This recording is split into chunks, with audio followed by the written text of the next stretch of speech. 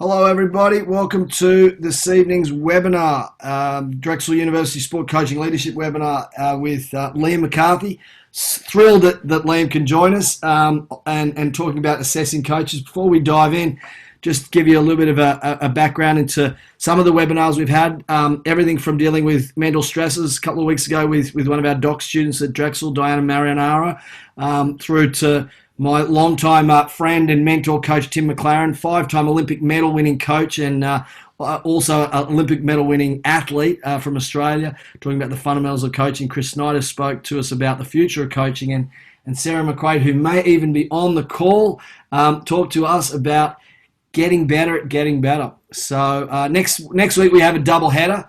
Madeline Barlow, who was meant to present last week but had a little internet storm issue, that will be presenting on empathy, and then Larry Kaiser from our creativity department will be talking about winning strategies so in sport leadership. So Liam, thrilled that you could join us. Assessing coaching is a major topic, and as you mentioned, under researched, and the centerpiece of your research. And congrats on the new job at Central Lancashire, and knowing that it's 10 p.m. your time, so we're very appreciative of you staying up. I couldn't do it myself; I'd be asleep for sure. But Liam's also heavily involved with the USCCE, the US Center for Coaching Excellence, and also a proud member of the National Coach Developer Academy through the ICC and the Nippon Sports Science University. So, Liam, welcome. Thrilled that you can be with us, and good evening from us here on the West Coast, but from the US. So, thanks for joining us. Awesome. Thank you so much, Cam. I appreciate that.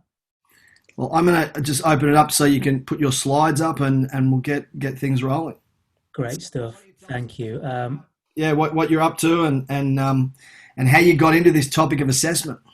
Yeah, cool. Thank you so much. I'm going to do that awkward thing and just ask you, Cam, if you can see everything clearly before we get going. Yep.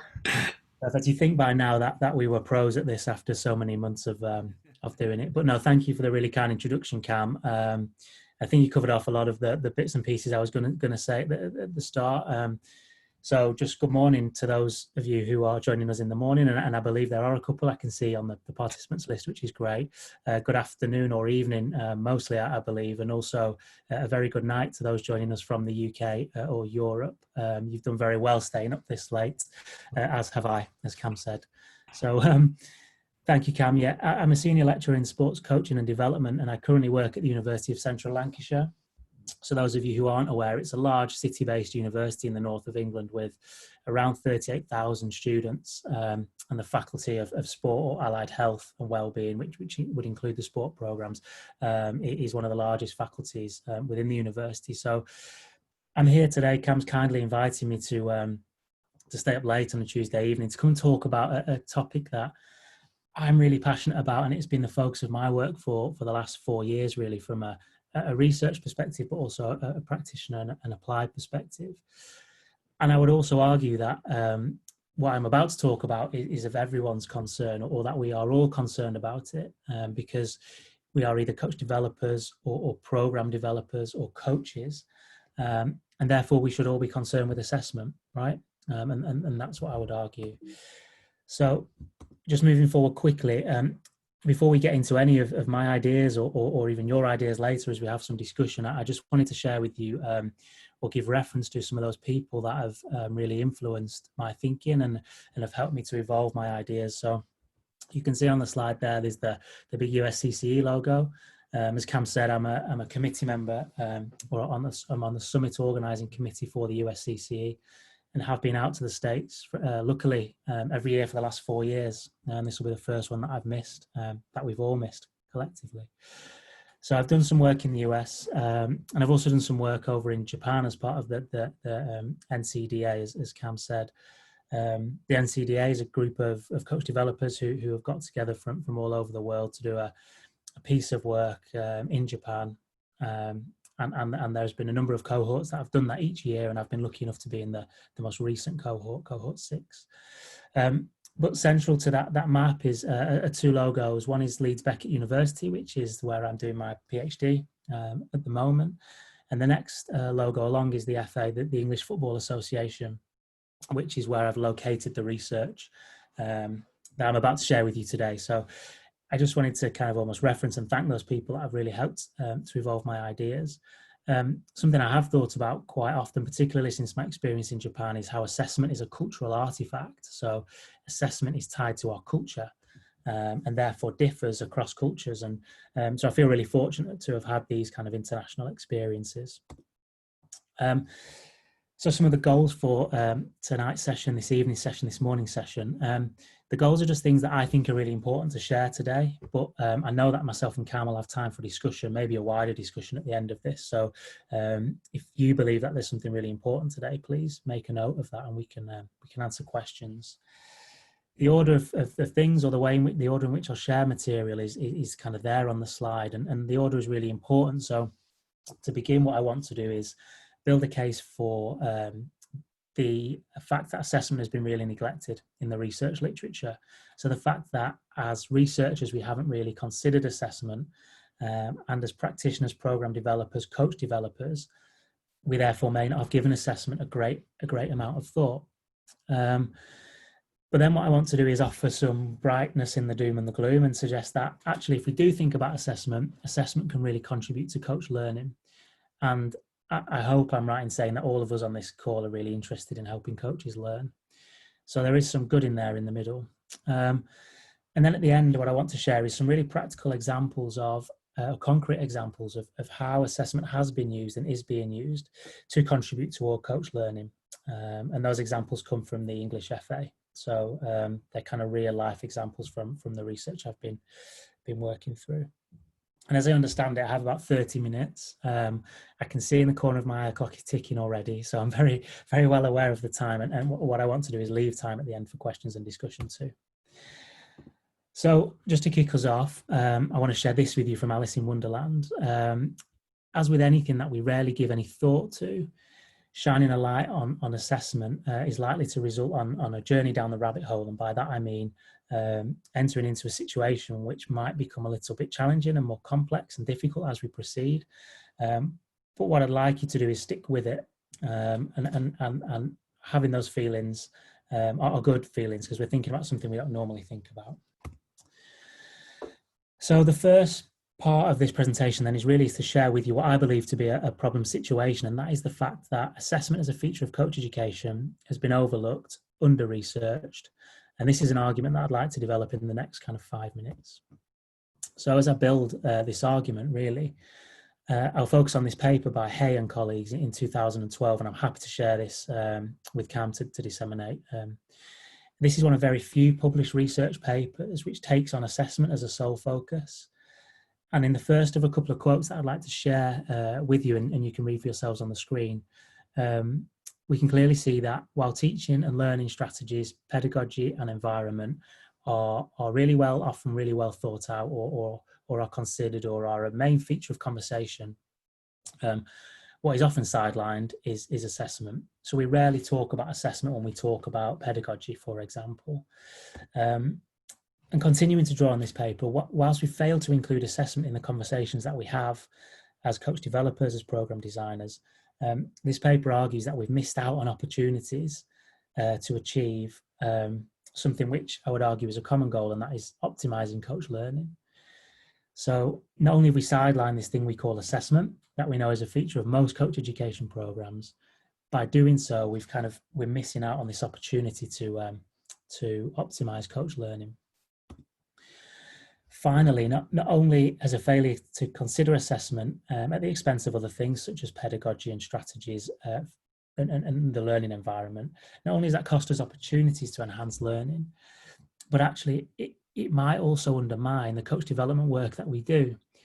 So by that I mean we might have such a wonderfully designed coach education program where we think about lots of great experiences to support coaches and their learning. But then the coaches get to the end of the course and they have a single one-off performance which they have to succeed in, otherwise they fail the course. So actually by providing coaches with that really good experience and then perhaps one which is inconsistent at the end, we might actually undermine a lot of the good stuff that we've done. So I think that's really important to think about. So the three major points here really are, we don't talk about assessment, and by failing to talk about assessment, we are missing out on opportunities to help coaches. And not only that, but actually we might be undermining a lot of the good work that I know that we all do. But it isn't all bad. So by giving consideration and good thought to assessment, it can really make a difference and a significant contribution to coach learning, I would argue. So what I'd like to do in the next 10 minutes really is talk about a way forward. How can assessment contribute towards coach learning if we just give it some thought? Well, if we're talking, or if we're even thinking about coach learning, we have to think about what we mean by coach learning. If we want assessment to contribute to it, what do we actually mean by coach learning? Our understanding of coach learning, or of learning in general, I should say, has really changed over time. As I demonstrate on this really crude timeline, it hasn't been so simple, but I've tried to simplify it for the purpose of the slide. The dominant educational model that really underpins a lot of the work we do in coach education and development has changed. So in the 1970s, we perhaps considered really good learning activities to be ones which where learners replicated things that we asked them to do, and that where learning activities went from simple to complex. And that's because we took a behavioural, we looked at learning through a behavioural lens, and that was the dominant lens at that time. So if we took that view on coach learning, and we designed activities where it was about mimicking and replicating, therefore assessment practice might have been observation. Can we see that the coach is mimicking and replicating the things we want them to do? And that's fine for a kind of if we're taking a behavioural approach. However, more recently, I would argue in the 90s, again, it's rather crude because these things are kind of a bit more dynamic than that. I would argue that we took a cognitive view on learning, and we started to think more about the decisions we make, about planning and kind of cognitive skills. And therefore, we activities to support coach learning were more about introducing new information to individuals that made them think. Lots of tasks and planning activities to get them doing, but doing in the mind. And errors that occurred were to be embraced and considered as a source of learning. So can we make a different decision next time? And therefore, assessment in this educational model was perhaps more about asking the coach what they think, asking them how and why they did particular things, and really kind of encouraging them to use those cognitive skills. Finally, and most recently, the kind of the sociological lens or sociological perspective has become the most dominant when understanding learning. I would argue, again, rather crudely, and therefore learning activities have been collaborative, dialogic, relational, lots of peer learning, peer assessment, and so on. Teachers now supported and guided rather than demonstrated and modelled, which might have taken place under a behavioural educational model. And therefore assessment changed.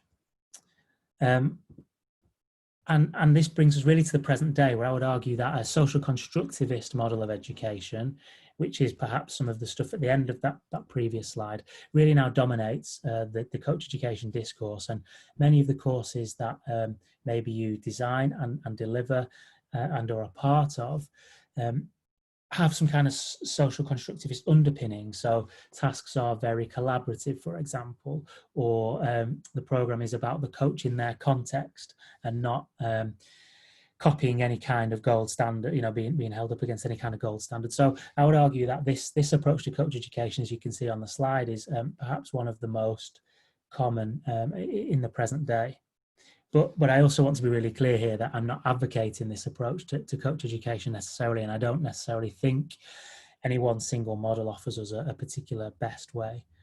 However, it's fairly clear within the research that this is the model of the day, or the approach of the day, I would argue. And so if this is how we're now thinking about designing coach education in terms of our teaching and learning strategies and our environment, remember I said that we often sideline assessment. Well, actually, what does this mean for assessment? So let's focus on assessment.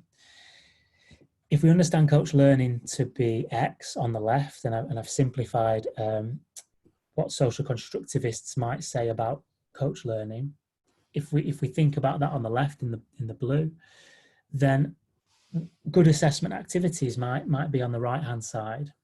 So assessment might be ongoing and embedded, assessment might be collaborative, and assessment might be concerned with real world issues. And this really represents a broad shift from assessment of learning to assessment for learning, but I would argue assessment as learning. So really good instructional activities can actually just be really good assessment activities. And that is because assessment according to social constructivism is really captured within this quote, and that assessment is just a way in which we can generate some insight about the learner and what they know and what they don't know, and therefore we can help them. And actually it's not about measurement and judgment anymore. So if we are, as program designers and coach developers, part of programs that are social constructivist in nature, so they are about being active in the social world, they're about being collaborative with peers and so on, then assessment might be ongoing and embedded, it might be collaborative, and it might provide some insight which we can use to help the learners move forward. So we can start to see now how a picture is building, or a case is building, for assessment as a tool for learning. And here's one example. I don't expect anyone to read everything from these slides. However, here's just one example of a assessment in the social constructivist mold. And that's project-based assessment. So that's something you might be engaged with, might have heard of, or might be doing yourself as a learner. Project-based assessment requires the learner to drive inquiry into meaningful and authentic issues with others. That sounds social constructivist to me. While knowledge of the issue will be developed, so the thing that I'm studying, skills will also be developed. So how to work with other people, how to work on my own. Project-based assessment is concerned with developing skills. And the outcome of this assessment approach will be a tangible product. So there is something that I can take away and repurpose and use again and again for future study.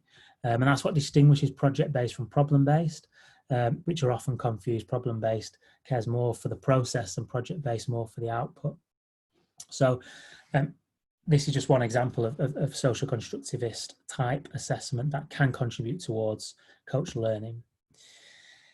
So as we get to the final third of the presentation, I'll spend a little longer talking about some concrete examples of project-based assessment in action and how assessment, in this case, can really contribute towards coach learning because it's been really well thought through. So this is an example of where assessment hasn't necessarily just been tagged on the end.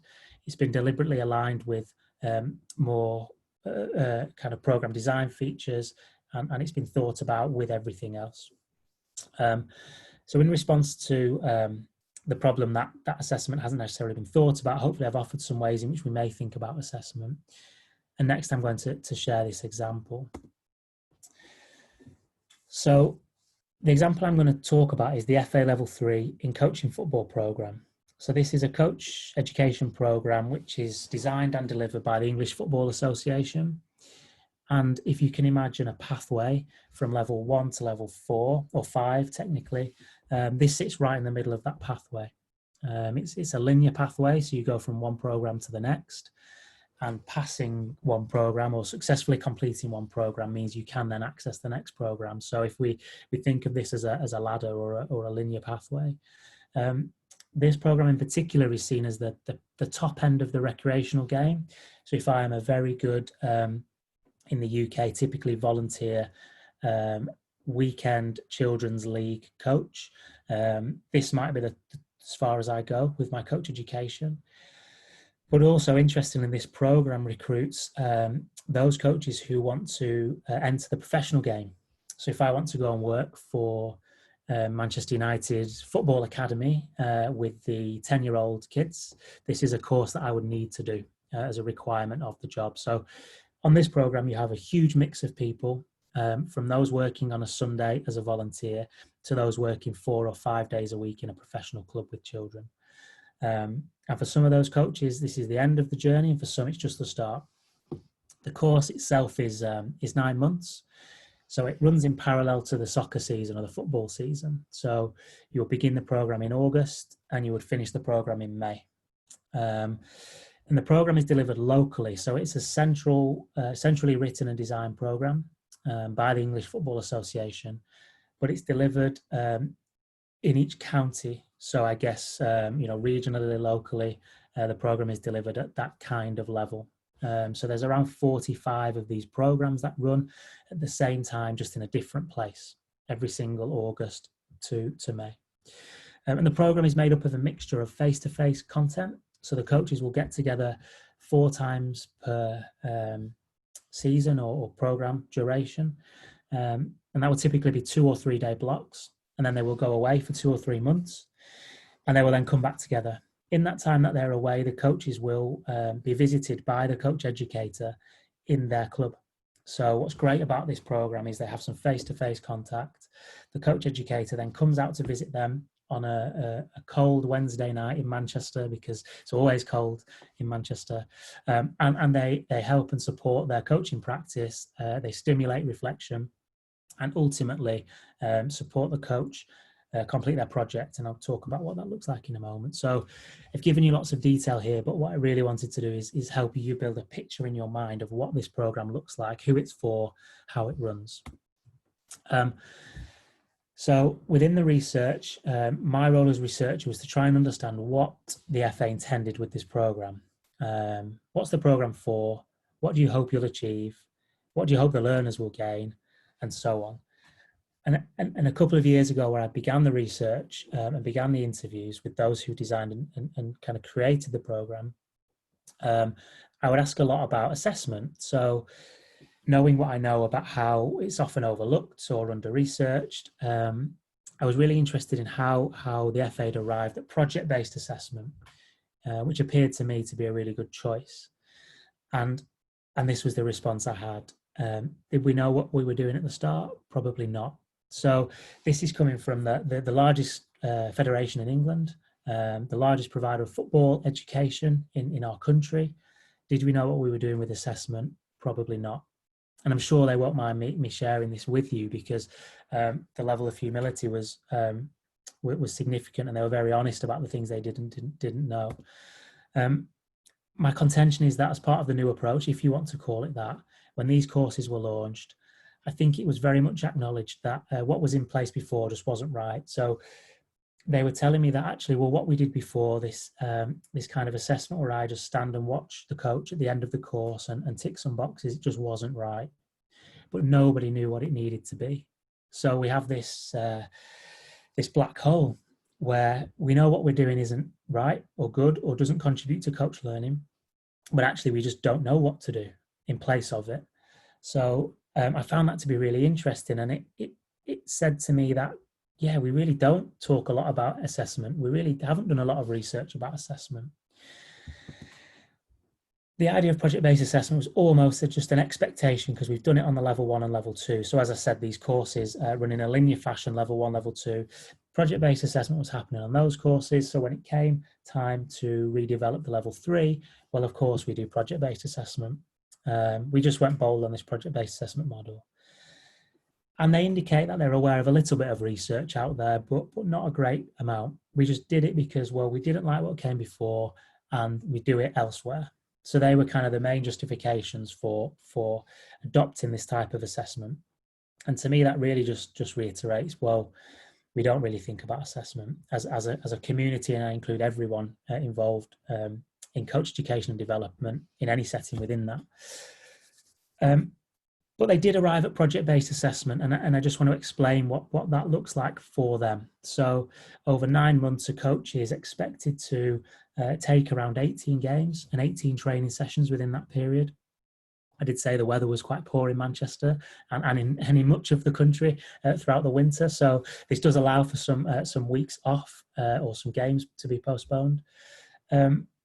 And within the face-to-face workshops and the visits that the coach would receive from the coach educator, they're expected to build a portfolio of evidence which said, I am capable of meeting these 19 competencies. So these competencies are simply just statements which say the coach can. The coach can plan organise and deliver a session, and so on. So essentially over a 9-month period, the coaches had to develop a portfolio which said they can do these things. And evidence could include verbal reflections, it could include session plans, it could include a wide variety of things. Which sounds good, right? Everything sounds good so far. So what I've done, I guess, is given you hopefully an authentic look into a governing body struggles with assessment, and the assessment strategy that they put forward, project-based assessment, which was really well intentioned and really well evidenced, even though they didn't necessarily mean for it to be that way. And what I want to do now is just leave you with a couple of caveats, which really are to say that even with the best intentions and with the most amount of evidence underpinning the decisions that we make about assessment, it may not always work. So project-based assessment did work for those coaches who had a really clear vision of where they were going. So for example, by the end of the course, I must achieve X, Y, and Z, and that is shared with the coach educator. So I don't get to the end of the course and all of a sudden realize I needed to have done this. I was aware of that at the start of the course. So this idea of a clear, transparent, shared understanding of what is required and what good looks like. The coaches who had that and had developed that with their coach educator had lots of success with project-based assessment. Those who didn't had less so. The second point is probably the most important one, and that is the more ambitious we become with our assessment strategies, or teaching, learning and assessment strategies for that matter, the more sophisticated we require our learners to be. So actually, great that we're asking the learners to go away and collaborate and do work independently and evidence things from their setting. You know, this isn't fictional, this is about them and their players. Cool that we're asking the players to do that. However, cool that we're asking the coaches to do that, but have the coaches got the skills to do that? And it was fascinating, really, trying to unpick what those skills were and try and understand whether the coaches had those skills when they arrived at the course or were developing those skills as they progressed through the course. And what we found was that actually coaches that arrived on the course with skills such as the ability to self-monitor, so I recognize what good is, and I don't need the tutor or coach educator to tell me that's a skill. People who were coming with those skills had real success with this assessment strategy. People who didn't were getting to the end of the course, and I would say, as the researcher, so how can you tell me what you think of your project, and do you think you'll be successful? And they would say, I have no idea. And this is after 9 months of going through an assessment strategy. So they were unable really to detect whether their work was good or not, and so on. So they hadn't got those skills. So I would argue the more sophisticated we become, whether that's learner-centered, athlete-centered, project-based, constructivist, independent learning, whatever, the more sophisticated skills we require of the learners and the greater the demands placed on the learners. And then finally, what I found was that assessment done this way, so social constructivist model of assessment effectively, while great, we've thought about assessment and we've done something which is really congruent with the broader program, coaches who had peers and people to work with and collaborate with did really well, and those who didn't. And there was no mechanism within the program effectively to support learners who very much were going it alone. So if I work for Manchester United Academy with the under-10s, I'm in a fairly good setting there to work with people who can support me.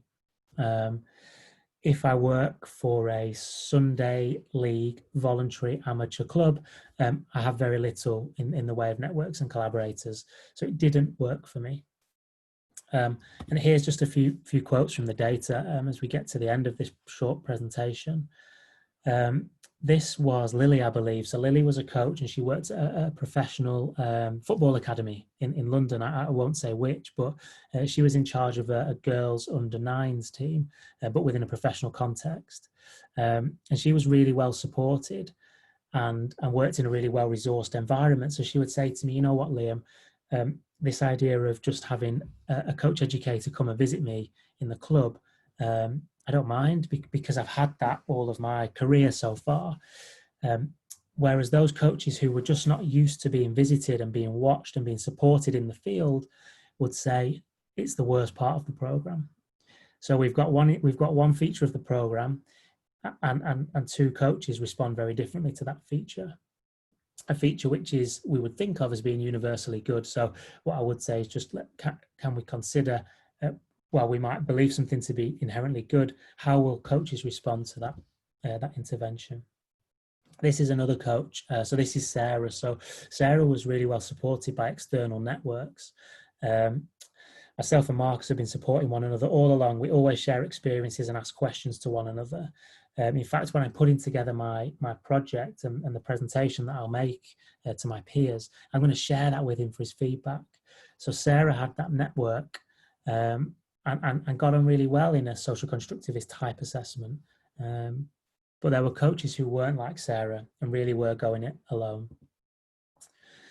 At university, when you're given a dissertation, it's very much like it's a project. So I think in that context, I've always understood and appreciated that the time is in my hands. This was a coach, again, Lily, who was very independent, very self-regulated. So asking Lily to go away and put together a project was no problem at all. Asking another coach who hadn't been in education for 30 years to go away and put together a project was a very different task. So same intervention, very well intentioned, very well considered, worked in very different ways for two different coaches.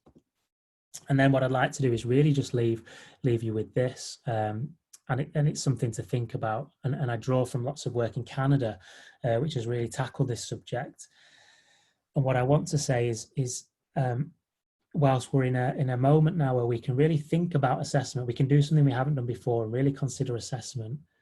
How far do we go with the things that we ask coaches to do? So we've seen it within the way in which we design and deliver courses, and there's a tendency to go social constructivist, learner-centered, and so on. I wonder how far we go when we start to think about assessment, because evidence suggests, certainly this paper from Canada would suggest that when we go too far and we ask too much of the learners in terms of their autonomy and their ability to work on their own, it becomes very difficult for them, although we're trying to do what we believe to be a good thing. So here are my three takeaways. I recognize that you all have three different takeaways, so please don't feel the need to write those down. But my points would be that assessment is overlooked and under-researched, and I tried to make that point early on. I feel that that's a real shame because assessment can contribute towards coach learning, and that's what we're all in this game for. So if we think about assessment, we can start to help coaches learn or optimize that process. And then finally, and to end on a little bit of a downer, I apologize, nothing works everywhere for everyone. So when we do start to think about assessment and we do start to go after the good stuff, the things that feel good, the things that feel right, I would just say, could we consider what might work for our coaches? And actually, by giving them a sort of an independent project, are we throwing them in at the deep end? And are we making things a little bit worse for them? And then what I want to do, just because I know John Bales is on the call, and maybe we can bring John in a little bit later, is that just to suggest that the ICC are really now starting to look at assessment in coach education. And there is the very early stages of a coach education and assessment working group that is being put together with the intention of looking at this topic for the next year. And I know that as part of that group, there's an ambition to bring as many people from the community and their opinions and voices and questions into the mix. So what I would say is watch this space, and if opportunity does come to contribute, then that can go through CAM and be disseminated nice and widely. There we go, Cam. Apologies, I'm a little bit over. That was always going to happen. No, blame me. I went a bit long at the beginning. So no, Liam.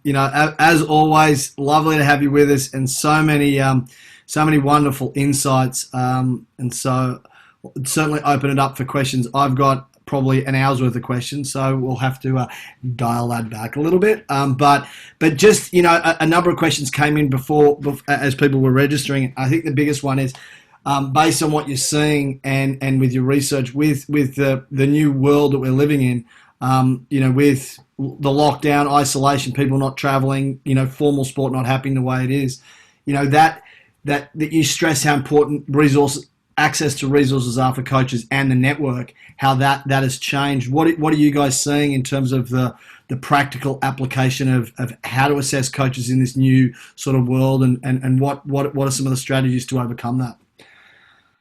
Yeah, thank you, Cam. I think so. I'm going back to thinking of me and my role as a coach developer in a university setting. I don't like necessarily to use the word lecturer so much, but my first thought when we went off campus and online in March was, no problem, we can just ask the coaches to go and film themselves in their context and doing things with their players. And we can start to have conversations about the video that they bring back. What I quickly realised was that not only were we going off kind of off campus, but clubs were closing down and there was very little activity. So it does become challenging to, I guess, stimulate some kind of coach development activity where there is nothing authentic. And because I think that the place to begin with coach development is the coach developer and their issues and their practice. I don't necessarily believe in beginning with something that might be simulated, or hypothetical. So it is quite tricky. Without answering that question in full, just to move on to a second point, and I might come back to that. What I'd just like to say as well is part of my experience of trying to support coaches and going online, was this idea from the university, which was where I don't work anymore, but my previous role at a different university was, how can we support the staff? And what I quickly found and realised was actually it's the coaches and the students who need the support, because in terms of nothing physical, this isn't about kind of physical situation, although that is important. This is more about having the skills to learn in the absence of a classroom and peers and a coach developer.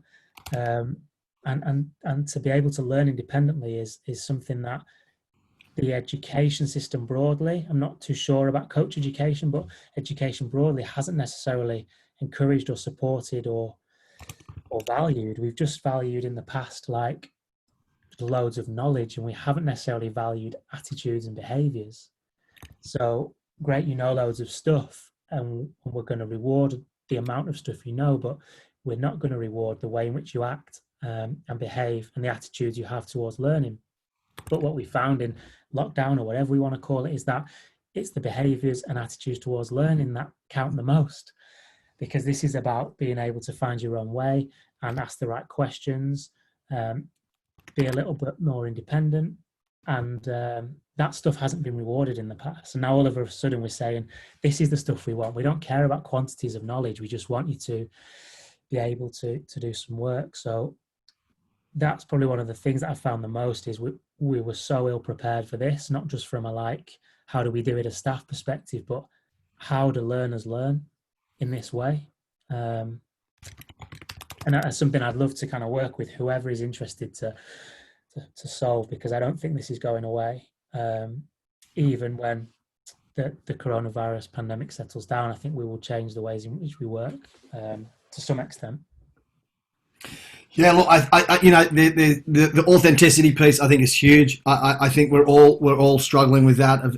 Of how do you continue to look at the practice of coaching in this environment that is, no one was prepared for. Let's be straight up. But I think to your point of how do we support each other, it is the coaches for sure. It's coach developers. It's the athletes. It's the support staff. It's the whole community. And I think to that end, the FA is not just a model in the UK and in Europe, but I think around the world in terms of resources.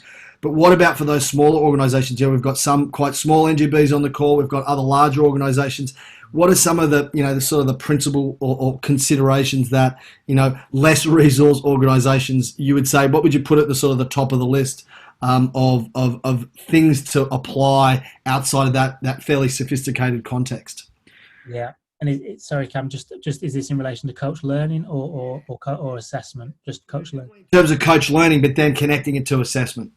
Yeah, I think we have a really good opportunity actually to. So I just said perhaps coaches are not prepared for this in terms of having the skills to engage in this way and independently. So through a screen and then going away for a month and then coming back through a screen. I think this is the time maybe to take our foot off the pedal with content and material and knowledge. And I say that very ironically because we're here on a webinar, and I think these things are good.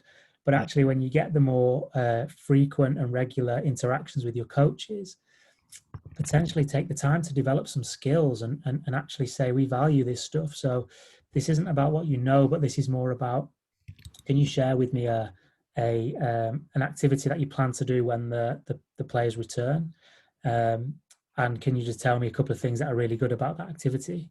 So what you're asking them to do there is develop a skill of self-monitoring. So I'm now able to decide myself what the reference points are for good activity. So I can come to you and say, this is good because, but I'm also able to fairly confidently say that this is good, and I don't need it anymore. I don't need anyone anymore actually to tell me whether this is good or bad. So rather than kind of material and content and knowledge, this is about maybe just using stuff that already exists, a session plan, a reflection of an old video, and let's just have a conversation and develop some of those skills.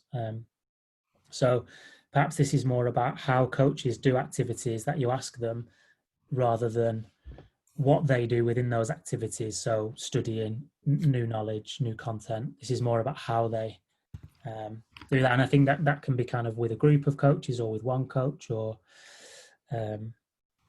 however you're working. And it takes no resource. I think it just takes more carefully thought out activities. And yeah, I think that piece of it might take a little bit more time. To a lot of people, like, oh God, I don't have more time to do anything.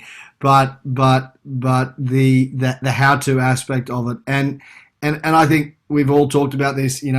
Almost everyone on the call I've had this conversation with is how the simple question of how are you, how that question was really important 5 months ago, but how it's such a critical question to ask now to sort of meet not just our community where we're at, but particularly when it comes to coach learning, because so much pressure I think is being put on coaches by themselves to what do I do? Like how do I do my thing when I can't do my thing? And I think you're right there in terms of coming back to the authenticity piece of like just where are people at, and I think that aspect as you touch on that assessment can sometimes be thought of as they're coming to get me, they're trying to find ways to get rid of me, and I love the way you sort of theme this in terms of it's so tightly connected to learning.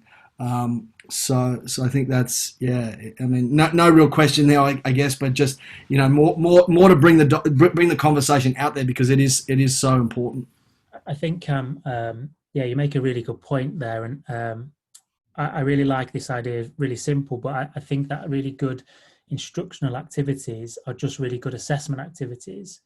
If we take on board this idea that assessment is just about generating some information about where the learner's at, what they need, for us to then move forward, then a really good task is actually just an assessment. You just don't need to tell them it's an assessment. So can you share with me, or can you, that if that's giving you information about the coach, that's an assessment activity. And I'll caveat that and say from my perspective, because I'm aware that's not everyone's perspective on assessment. It's just a perspective. But I think I do feel strongly that if we start to think about assessment in that way, coaches can be less wary of it. They're more likely to engage. It's lower risk because I'm just actually doing something that gives you some information about me so that you can help me even more. So maybe this is the time that we can slow down a little bit and just do lots of low risk or no risk activities, which give you information as a coach developer, and build a connection with the coaches as well, because that's, perhaps something that we're in danger of losing maybe in this time, unfortunately. Yeah, not only going back to basics, but really keeping coaches in the game, because I know that we're even more fundamentally worried about losing coaches because of, the revenue generation of every sporting organisation has disappeared. Um, I just wanted to jump back to Sarah, your point here of the sales and marketing piece, and Liam, any response to that in terms of, coach. We need to do a better job, or perhaps we need to catch coaches being excellent as opposed to using assessment to catch them out. Assessment, to your point, Liam, again, of being a learning opportunity, and being developmental, which I think, yeah, absolutely, Sarah, totally agree. And then to Andrew's point, I think that's an interesting one. Another question, not just how are you, but how can I help? I think for a lot of us, you have to be careful asking that question, because sometimes we can't help, but we might know somebody that can. But what are your thoughts on that one? Yeah, I think that's great. Or even a can we help? I think that's because as a role of coach developers, we something I'm always conscious of is that we is overreaching. So, and remaining useful. This is never about, or for me, this is never about parachuting in and giving some information or advice, or like unsolicited or guidance. This is about just being authentic and genuine, and supporting the coach with the things that they need supporting with. And that doesn't take any great amount of resource or anything special, or so I really like that. How can I help, or can I help, or is there anything you'd like to share with me today, or did you see that within the video, or what did you see within the video? Little things like that which can stimulate a whole discussion. Yeah. And then even within that discussion, that becomes an activity which gives you some information. So there's almost ongoing assessment all the time of that coach, and do you see what I see? And if not, well, that gives you some information about where the coach's observation or attention is at, and or even just their level of knowledge. If they're not seeing something, is it just because they don't know, they're unaware? Questions are great. What about just to go back to the FA for a little bit, in terms of the culture? Is this something that's sort of been top down? Is it something that's been evolving? Where's the sort of buy-in from an organisational perspective? Because I think many folks listening here are sort of, they're on their own, and not a lot of people get what we're talking about. So it's nice in this little group to say, hey, we all get it. But when you go back into the sort of real world, trying to sell this to an organisation that may not get it. But can you speak a little bit about that, how the culture sort of evolved to embrace what we're calling here assessment, but it's probably a lot more than that. Yeah, really good point. So part of the thesis was quite a few thousand words, or a substantial piece, where I kind of traced back these ideas that we're talking about today, traced back the origins of these ideas back through time. So there was a significant period of time at the FA between 2012 probably and 2017. So a 5-year period where all kinds of things happened: organizational restructures, new recruitment, new job roles, more autonomy being passed to more people. But what was really surprising was that actually the decisions that had been made to do the things that we spoke about today were made by a relatively small number of people. So I would say no more than 10, effectively made decisions which were then being felt by 30,000 coaches per year, for example. So small group of individuals who had autonomy and who had trust. I think the biographies of those individuals were really important. So lots of people were coming in or being recruited from outside of the game, if that makes sense. So some of the most significant people I can think of came from education, one from a qualifications background, and one from an education, literally teaching at a college background. So it was the type of people and their biographies that were being brought into the organisation. And I'm just trying to think of other things. There was a significant, I come back to autonomy. So people were given autonomy to write different documents and policy, and then come together as groups to design courses. And I think one thing that struck me, and the FA, I'm sure, will be honest about how they're still working on this in particular places, but was moving away from this idea that sport-specific experts wrote courses. So now there was people who were involved in teaching and learning of anything, football or frisbee. There was people involved in kind of qualifications from the perspective of kind of like national requirements or requirements of frameworks and so on. So variety of people, I think was important. But yeah, you put me on the spot there. I mean, there's thousands of words written about it, but to condense it into a couple of bullet points is difficult. And I'm happy to share those with you, Cam. So if people have really detailed questions at like a specific organizational level, I can definitely share with you that timeline and the particular things that happened that effectively enabled this. So, you know, what I did was try to pull out all of the enabling features. Sure.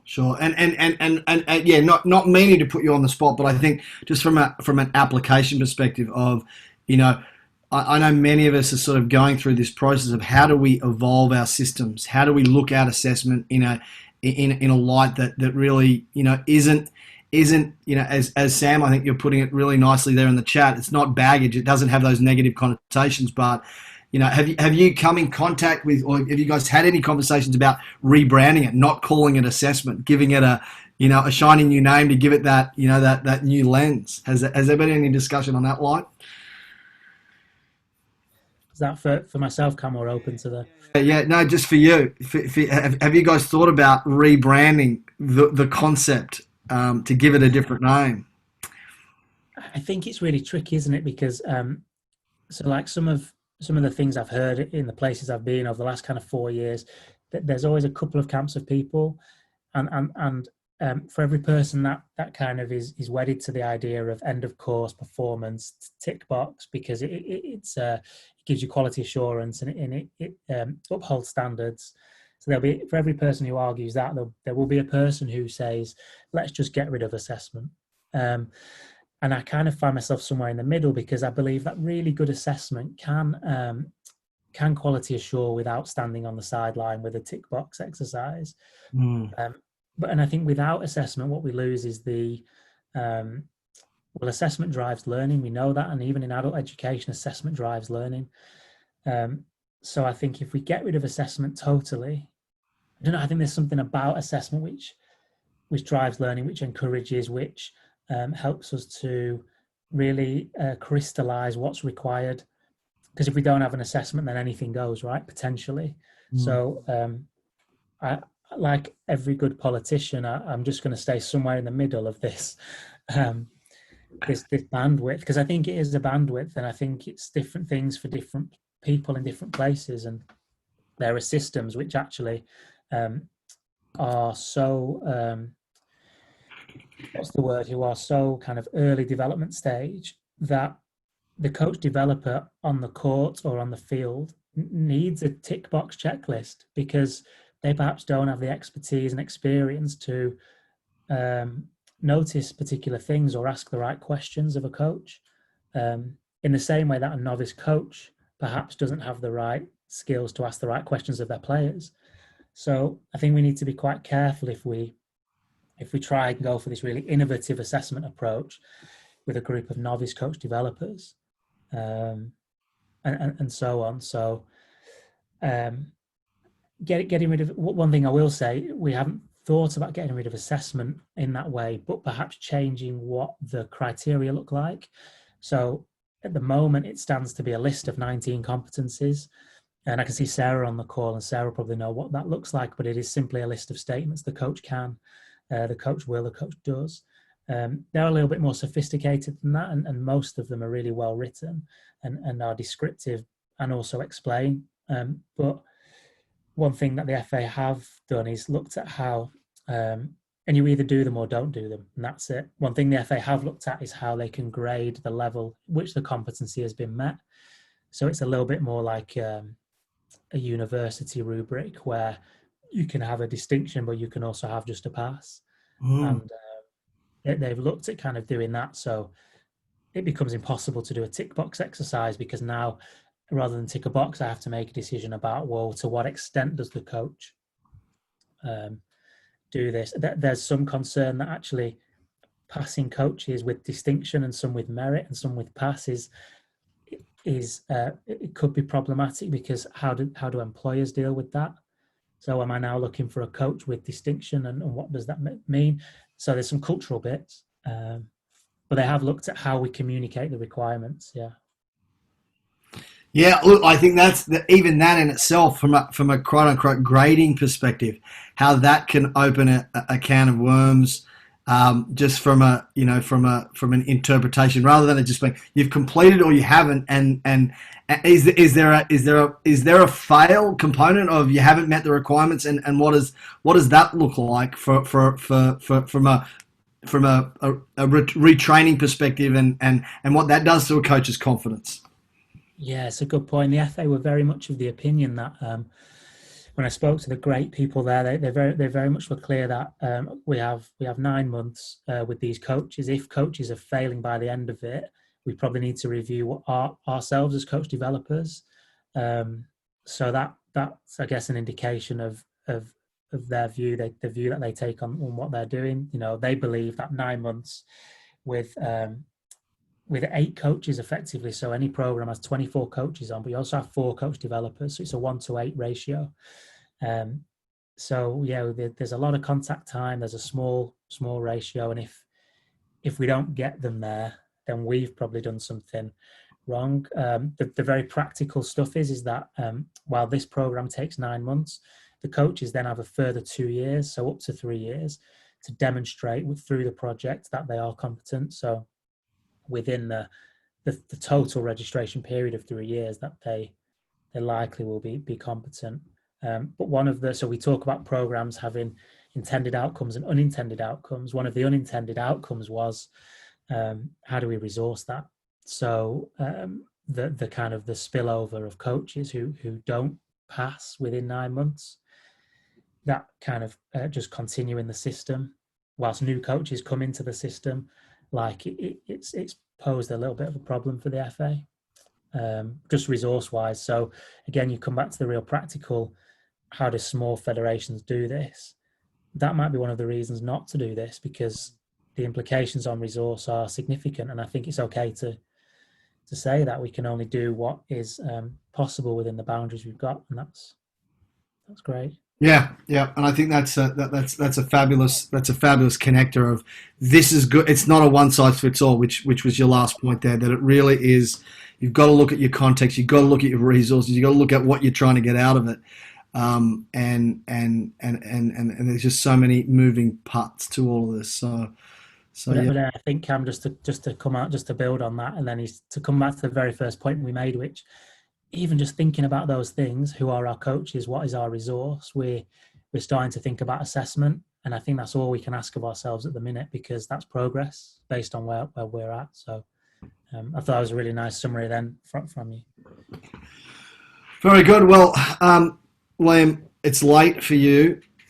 So I'm very respectful of everybody's time, but especially yours. I love getting together with you. We're going to have to do this again. I know you've got 12 months before the bitter end of the dissertation writing process. So if there's any way we can, cheerlead you on through the bitter end, because the end is in sight. I know Sam and Andrew are over there talking about cod and Chilean sea bass, so I'm trying not to get distracted by those guys, but point of changing names and changing branding. But Liam, thank you very much. I really appreciate your time, and looking forward to keeping in touch, and have a good evening. Cool. Thank you so much, Cam, and thanks all for joining. Thank you. All right. I'll press pause on the record.